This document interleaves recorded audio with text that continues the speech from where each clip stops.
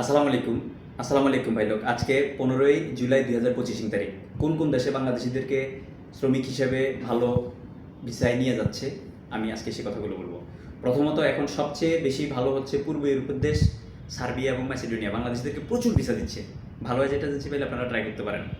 যদি এই মুহূর্তে আপনারা আবেদন করেন, আপনারা ডিসেম্বরের মধ্যে আপনারা ফ্লাইট নিতে পারবেন বৈধ কাজের ভিসায়। তবে বেশিরভাগ কনস্ট্রাকশন অথবা এগ্রিকালচারের কাজ হয়। ভালো এজেন্ট এজেন্সি দেখে ট্রাই করতে পারেন।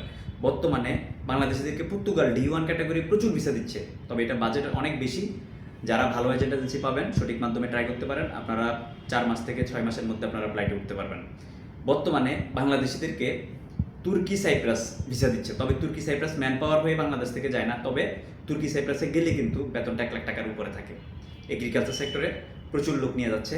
আপনারা চাইলে ম্যান পাওয়ার ছাড়া যায় বিধায় এমনি যারা বিগত দিনে যারা গেছে, আমার কানেকশনে যারা আছে দেখলাম সবাই কিন্তু ভালো আছে। 1 লাখ টাকার উপরে বেতন, আপনার থাকা কোম্পানির খাওয়া নিজের। তো আপনারা ট্রাই করতে পারেন, কারণ তুর্কি সাইপ্রাসে মোটামুটি 1 মাসের বা সর্বোচ্চ 1.5 মাসের মধ্যে ফ্লাইট দেওয়া সম্ভব যদি আপনি ভালো এজেন্ট এজেন্সিতে ফাইল জমা দেন।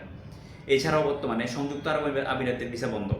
মধ্যপ্রাচ্যে কিন্তু বেশিরভাগ সাপ্লাই কোম্পানি সংযুক্ত আরব আমিরাতে ভিসা বন্ধ। এই সুযোগে কিছু ডিরেক্ট কোম্পানি স্পেশাল ক্যাটাগরিতে ভিসা পাচ্ছে। ভালো এজেন্ট এজেন্সি পাইলে আপনারা সংযুক্ত আরব আমিরাতে ট্রাই করতে পারেন। সংযুক্ত আরব আমিরাতে বড় কোম্পানিগুলো 100 দিরাম, 1000 দিরাম অথবা 950 দিরাম বেতন দেয়। আপনার ওভারটাইম মিলে থাকা খাওয়া বাদ দিলে, থাকা কোম্পানি খাওয়াটা নিজের হয়, 30,000 থেকে 40,000 টাকা বেতন পাঠানো যাবে।